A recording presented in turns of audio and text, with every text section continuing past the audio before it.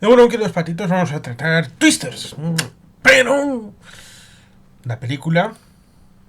de 1996, dirigida por Jan de Bont, que antes había sido director de fotografía, y con guión de Michael Crichton, que intentó participar no solamente del hecho de escribir, sino también de dirigir. Lo intentó en alguna película. Pero estamos en Twister, 1996.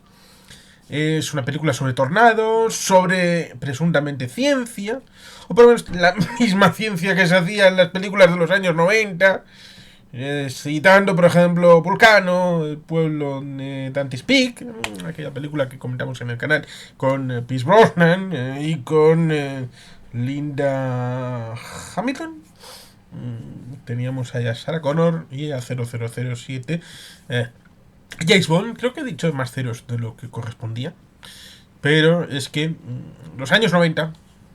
amerita mucho cero de satisfacción. Y películas como esta establecen ese marco general que, por ejemplo,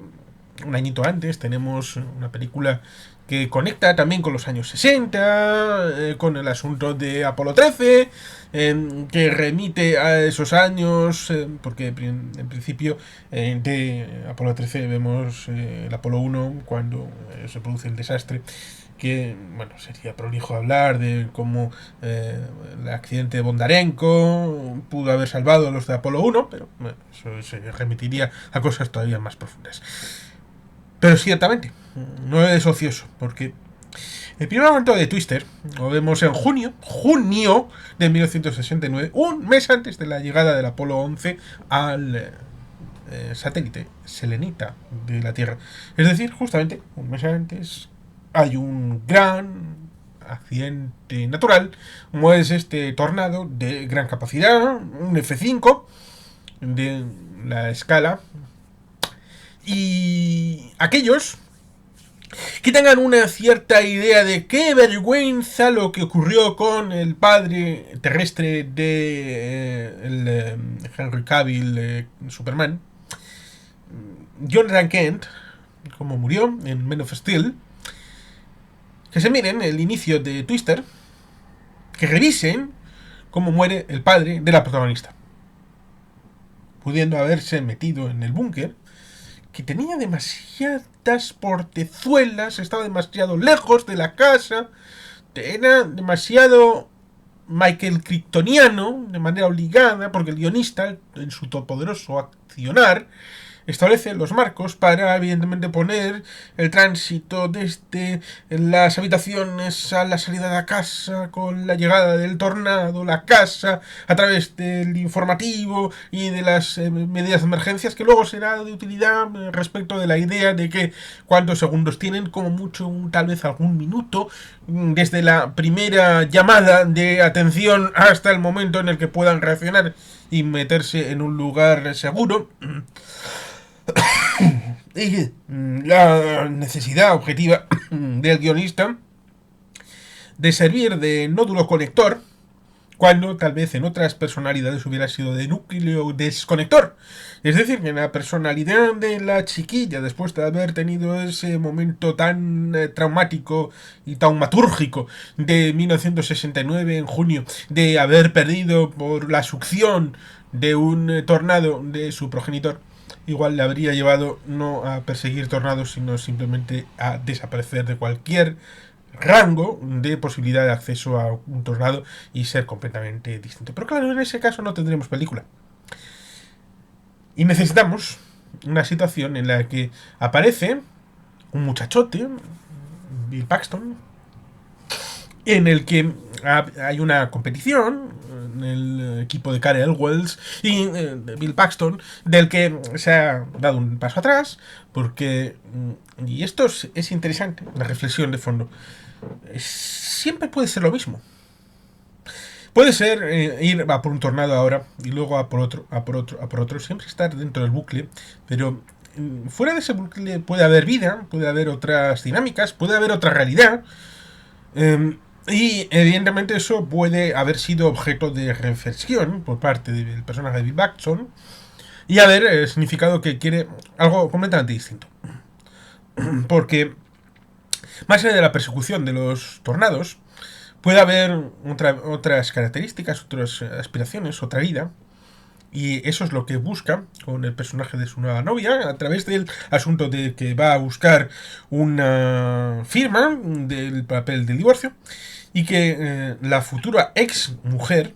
que es la protagonista de la película, se niega una y otra vez. Por lo tanto, es una resistencia pasiva a cumplimentar los últimos elementos, como si pensara que habría un momento en el que habría un gesto, un elemento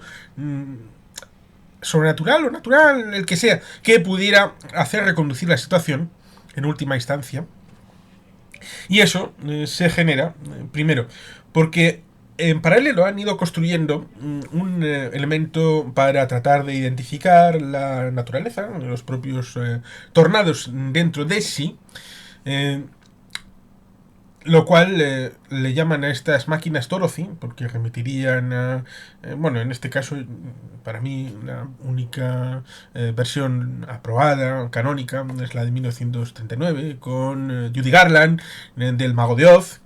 aquella que está en Kansas, con un color más o menos mortecino, y luego es cuando, succionados por el tornado, van a ese mundo de Oz que es en color,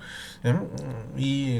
la situación del camino de baldosas amarillas que dirige al Mago de Oz y bueno, todo lo que la gente debe de conocer ya sobradamente. Por tanto, evidentemente, Dorothy es un nombre apropiado para estas máquinas que puedan entrar para hacer una visual desde dentro. Y la idea es que puedan ampliar los minutajes a la hora de hacer la primera llamada de atención al pueblo y que puedan introducirse en elementos de seguridad para salvar vidas. Quizá este es un elemento profundo respecto de la protagonista para tratar de salvar en última instancia a su propio padre, aunque esto sea ya un imposible, pero otras chicas podrán tener a sus padres, hermanos, maridos.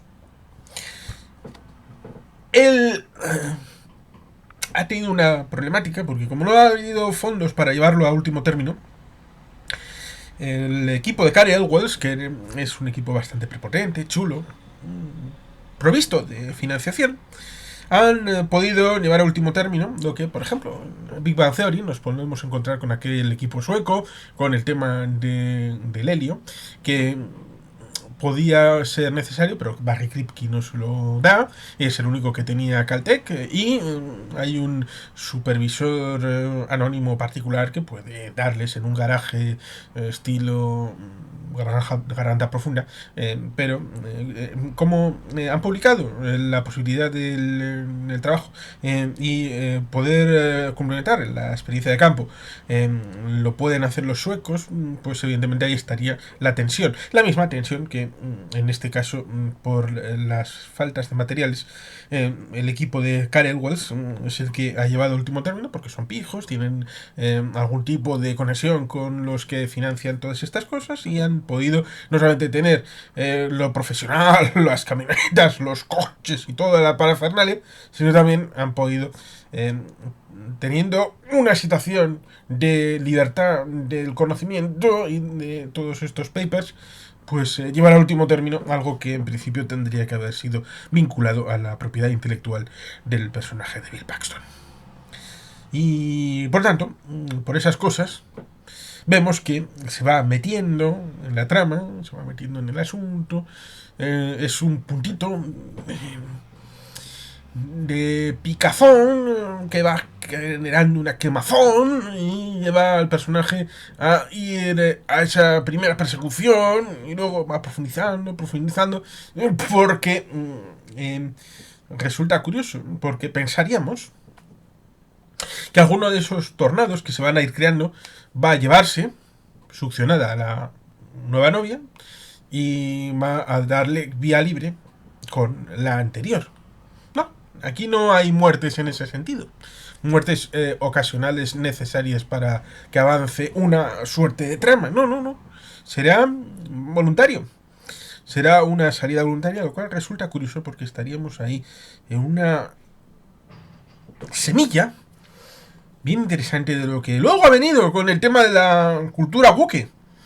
Porque estaríamos hablando de una personaje que es la que quiere arrebatar, aunque esto del personaje de Bill Paxton es arrebatamiento voluntario,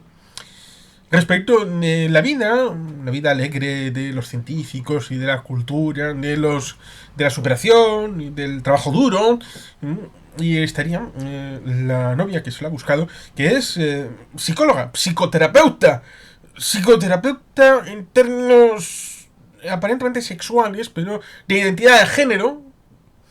Aquí se puede visualizar todas estas circunstancias de que hay esa posible tensión, con lo cual es profética esta película, quiera o no,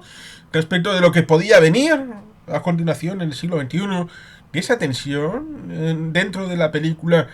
y que podía permear a la propia sociedad, de irse arrastrando los debates, no de la ciencia, no de tratar de identificar dentro de los propios tornados, a ver por dónde iban o no venían, sino de cómo me siento, de los gustos respecto de la banana o de la concha, de hombre o mujer, ahí dentro de las conversaciones que tiene a través del teléfono, dentro de los coches de la señora del personaje de Bill Paxton. Por tanto, ojo, cuidado con determinadas películas como esta. Pueden incorporar ciertos elementos bien interesantes que reflejan una mentalidad de la época y que luego puede cristalizar años después en una posición más o menos dominante en ciertas relaciones humanas y también dentro del marco general de las plantillas que hay en las películas. La pariente de más edad que sigue viviendo en la casa misma en la que vemos en 1969 acaban allí y evidentemente todos sabemos que eso no durará. Lo mismo que no duró antes. En el pasado no duró el estar todos bajo el cobijo. También el tema de la comida es bien interesante. Un buen chuletón, un magro puré de patatas, una suculenta salsa, todo aparentemente bien vasto. Porque la muchacha, más fina, con sus gafitas, con su terapia y todo esto, parece más de Pitimini, a Nouvelle Cuisine, ahí con las cosas mucho más finas, refinadas, de la costa este y de la costa oeste. Y el país es más bien lo de en medio, con esta señora, el filete, el stick, hay todo bien grandote, todo lo grande, ni que fuera de Texas. Y por tanto hay un cierto choque entre lo que le ofrece el bagaje cultural de una mujer con lo que le ofrece la otra. Y es simbólico, como digo, respecto de lo que le ofrece a los propios Estados Unidos en el siglo XXI, tirar por un lado o tirar por el otro. Hay gente que le puede hacer una teoría respecto a lo que simboliza cada una de estas dos mujeres para el futuro de los Estados Unidos en general. Evidentemente todos sabemos que va a haber un tornado, exactamente igual, un F5, que va a arrasar la casa, que ahí está el perro todavía, el del 69, sigue vivo, es un mago de la vida. Por tanto, hay cosa bien interesante respecto de esa situación y la realidad de están bastante cerrados los personajes de Cary Elwes y bueno, también algún compañero suyo respecto de incluso en algún momento les intentan dar cierta información de manera gratuita respecto de cuando van persiguiendo, van con los caminos y claro, no estás persiguiendo algo que sea verificable, por lo menos en aquel momento, y podían hacer cambios y giros en cualquier momento y por lo tanto podía ir en una determinada circunstancia en una dirección y luego girar y meterse por encima de los coches y succionarlos, lo cual evidentemente no estamos en una película de Marvel ni de DC, los que aparentemente son succionados pues evidentemente tienen todas las posibilidades de acabar moricionados, a pesar de que su moricionamiento no aparezca en pantalla. pero el sentido común indica que la realidad de nuestro mundo es la que es. Y como dije, tenemos al inicio la morición del padre de la protagonista, a pesar de que sea un tanto estúpido, porque está sosteniendo con su propia mano la puerta de madera de la entrada del búnker. Que a mí me parece todavía peor que la situación respecto de Jonathan Kent en Men of Steel. Porque habría tenido la posibilidad de haber estado con las dos señoras en una parte mucho más interior del búnker y haber estado más a resguardo. Pero parece que necesitaba el guión un drama y un elemento nuclear de distorsión de la personalidad con un impacto profundo para poder llevar adelante la situación posterior. Vemos ciertamente unos ordenadores tipo años 90, unos procesadores tipo años 90, y por tanto esa situación es un poquito como la que vemos al inicio de Dante's Peak y en otras películas de la época. Por tanto está ambientada precisamente en los años 90. Cualquier persona que la vea en la época actual sentirá nostalgia si vivió en aquel caso. Tenía 14 años. Recuerdo cuando se promocionó, pero yo no la vi ni en cines, ni la había visto en televisión hasta hace recientemente. Ahora han hecho una aparente secuela, lo cual es erróneo pensar que es una secuela, porque evidentemente no hay ningún personaje que aparezca. Y es tan secuela como las películas de Shaft de el señor Samuel L. Jackson respecto de las películas de Shaft de los años 70. Ya en los años 70 se pensaba que las películas de Shaft eran como los capítulos, ¿no? Las películas de James Bond 007 y que eran sagas. En este caso estaríamos hablando de Twister, una saga de 2 películas,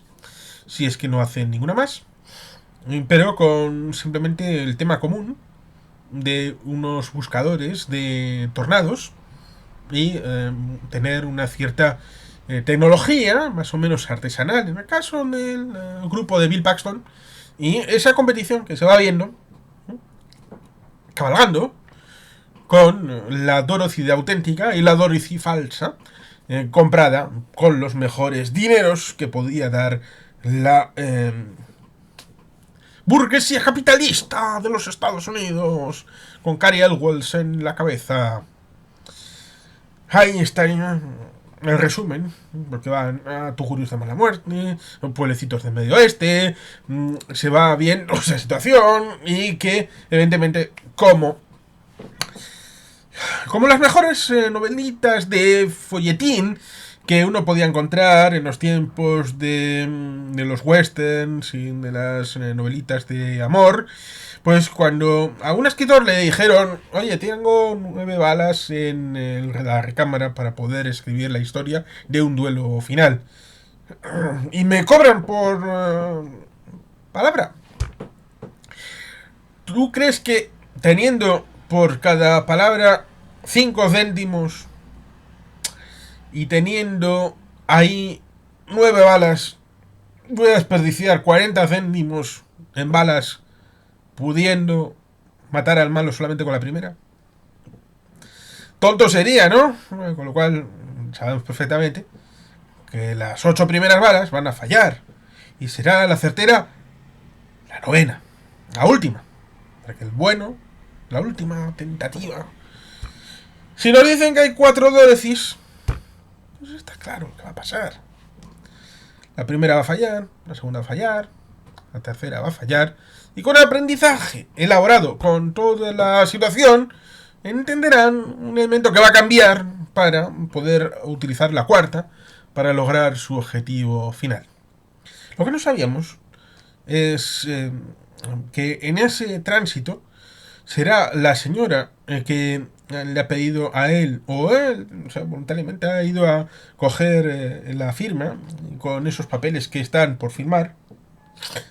se dará por vencida después de una situación en un pueblecito en donde se meten en una especie de,